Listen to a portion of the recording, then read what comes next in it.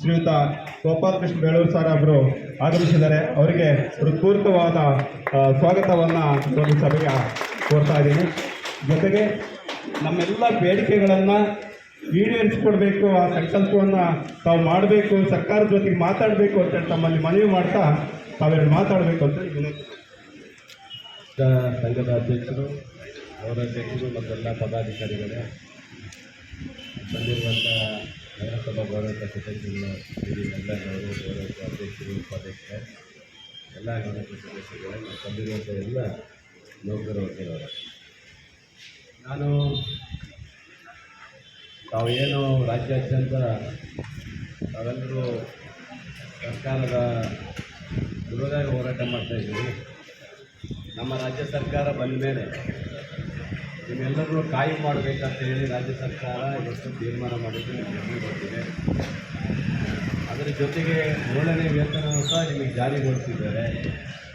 ಇಲ್ಲಿರುವಂಥ ಏನು ನಿಮ್ಮ ಬೇಡಿಕೆಗಳಿದ್ದನ್ನು ಈಗಾಗಲೇ ಮಾನ್ಯ ಮುಖ್ಯಮಂತ್ರಿಗಳು ಮತ್ತು ಸಂಬಂಧಪಟ್ಟ ಮಂತ್ರಿಗಳು ಸಹ ಅದರ ಬಗ್ಗೆ ಮಾತಾಡಿದ್ದಾರೆ. ನಿನ್ನೆ ಚರ್ಚೆ ನಡೆದಿದೆ. ಈಗಾಗಲೇ ಒಂದು ಸುತ್ತಿನ ಮಾತುಕತೆ ನಡೆದಿದೆ. ರಾಜ್ಯದಲ್ಲಿ ಏನು ನಡೀತದೋ ಅದಕ್ಕೆ ಸಂಪೂರ್ಣ ನಿಮ್ಮ ಪರವಾಗಿ ನಾನು ಬೆಂಬಲ ಕೊಡ್ತೇನೆ ನಿಮಗೆ ಅಂತ ಹೇಳಿ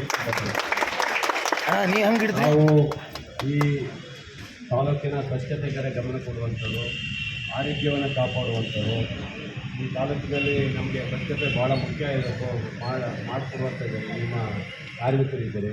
ಎಲ್ಲರೂ ಇರೋದರಿಂದ ನಿಮ್ಮ ಸೌಲಭ್ಯಕ್ಕೆ ಯಾವುದೇ ಕೊರತೆ ಆಗೋ ರೀತಿ ನೋಡ್ಕೊಳ್ಳೋ ಜವಾಬ್ದಾರಿ ನಮಗಿದೆ. ಸರ್ಕಾರದ ಮುಖ್ಯಮಂತ್ರಿಗಳು ಮತ್ತು ಸಂಬಂಧಪಟ್ಟ ಮಂತ್ರಿಗಳಿಗೆ ನಾನು ಸಹ ಈ ಲೆಟ್ರನ್ನು ನನ್ನ ಲೆಟ್ರ್ ಮೂಲಕ ಇದನ್ನು ಅವ್ರು ತಿಳಿಸ್ಕೊಡೋ ಜವಾಬ್ದಾರಿ ನಾನು ಮಾಡ್ತೇನೆ. ನಿಮ್ಮ ಹೋರಾಟಕ್ಕೆ ನಮ್ಮ ಸಹ ಬೆಂಬಲ ಇದೆ ಅಂತ ತಿಳ್ಕೊಳ್ಳಿ. ಹಾಗಾಗಿ ನೀವು ಜಾಸ್ತಿ ಹೋರಾಟ ಸಾಕು, ಅದ್ರ ಬಗ್ಗೆ ಮುಂದೆ ನೋಡೋಣ. ಹೋರಾಟವನ್ನು ಎಲ್ಲರೂ ವಾಪಸ್ ತಗೊಂಡು ಮುಂದಿನ ಕಾರ್ಯದಲ್ಲಿ ಎಲ್ಲರೂ ಭಾಗವಹಿಸಿ ಅಂತ ಹೇಳಲಿಕ್ಕೆ ಇಷ್ಟಪಡ್ತೀನಿ. ಏನಿಲ್ಲ, ನಿಮ್ಮ ಈ ಬೇಡಿಕೆ ಏನೇನಿದೆ ಅದನ್ನು ನಾನು ಪರಿಗಣಿಸಿ ರಾಜ್ಯ ಸರ್ಕಾರಕ್ಕೆ ಮನವಿ ಮಾಡಿಸ್ತೇನೆ. Okay, thank you. ರಾಜ್ಯ ಸರ್ಕಾರ ನೌಕರಿಗೆ ಜಾರಿ ಮಾಡಿದೆ. ಅದೇ ರೀತಿ ಕೂಡ ನಮಗೂ ಕೂಡ ಅದನ್ನು ಜಾರಿ ಮಾಡಬೇಕಂತ ನಾವು ಕೊರತೆ ಆಗ್ತದೆ. ಆನಂತರ ನಮ್ಮಲ್ಲಿ ವಾಲ್ಗಳು ಅಟೆಂಡರ್ಗಳು, ಕಂಪ್ಯೂಟರ್ ಆಪರೇಟರ್, ಗುತ್ತಿಗೆ ಆಧಾರದ ನೌಕರಿಗೆ ಕಾಯಂ ಮಾಡಿಸಬೇಕು. ಇದೆಲ್ಲದೂ ಕೂಡ ಸರ್ಕಾರ ವತಿಯಿಂದ ಮಾಡಬೇಕಂತೇಳಿ ಮುಷ್ಕರ ಮಾಡ್ತಾಯಿದ್ದೀವಿ. ಯಾವುದೇ ರೀತಿ ದಯಮಾಡಿ ಯಾವುದೇ ರೀತಿ ಸರ್ಕಾರ ವಿರುದ್ಧ ನಾವು ಸ್ಟ್ರೈಕ್ ಮಾಡ್ತಾಯಿಲ್ಲ. ಬೇರೆ ವರ್ಗಕ್ಕೆ ಏನು ಕೊಟ್ಟಿದ್ವೋ ಅದನ್ನು ನಮಗೂ ಕೊಡಿ ಅಂತ ನಾವು ಇದನ್ನು ಕೇಳ್ತಾ ಇದ್ದೀವಿ. ಬೇರೆ ಉದ್ದೇಶ ಬೇರೆ ನಮ್ಮ ಹಕ್ಕಿಗೋಸ್ಕರ ಬೇರೆ ಇಲಾಖೆಗೆ, ಬೇರೆ ಸರ್ಕಾರಿ ನೌಕರಿಗೆ, ರಾಜ್ಯ ನೌಕರಿಗೆ ಏನು ಕೊಟ್ಟಿದ್ರು ಅದನ್ನು ನಮಗೆ ಕೊಡಿ ಅಂತ ನಾವು ಕೇಳ್ತಾ ಇದ್ವಿ.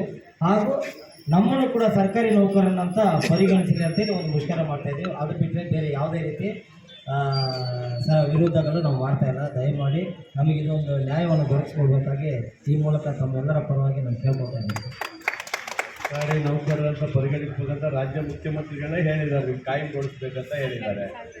12,000 ಜನರು ಕಾಯಂಗೊಳಿಸ್ಬೇಕಂತ ಹೇಳಿದ್ದಾರೆ. ಇನ್ನೂ ಯಾವ ಥರ ಮಾಡಬೇಕಂತ ಅರ್ಥ ಆಗ್ತಾಯಿಲ್ಲ. ನೀವು ಕಾಯಮೇ ಇನ್ಮೇಲೆ ಕಾಯಂ ಮಾಡಬೇಕನ್ನೋದು ಏನು ಹೇಳಿದ್ದಾರೆ, ಉಳಿದವ್ರನ್ನೆಲ್ಲರೂ ಕಾಯಂ ಮಾಡ್ತಾರೆ, ಎಲ್ಲರಿಗೂ ಮಾಡಿಕೊಡ್ತಾರೆ. ನಿಮ್ಮ ಏನು ಬೇಡಿಕೆಗಳಿದೆ ಆ ಬೇಡಿಕೆಯನ್ನೆಲ್ಲ ಈಡೇರಿಸುವ ಜವಾಬ್ದಾರಿಯನ್ನು ರಾಜ್ಯ ಸರ್ಕಾರಕ್ಕೆ ನಾವು ತಿಳಿಸ್ಕೊಡ್ತೀವಿ. ಓಕೆನಾ?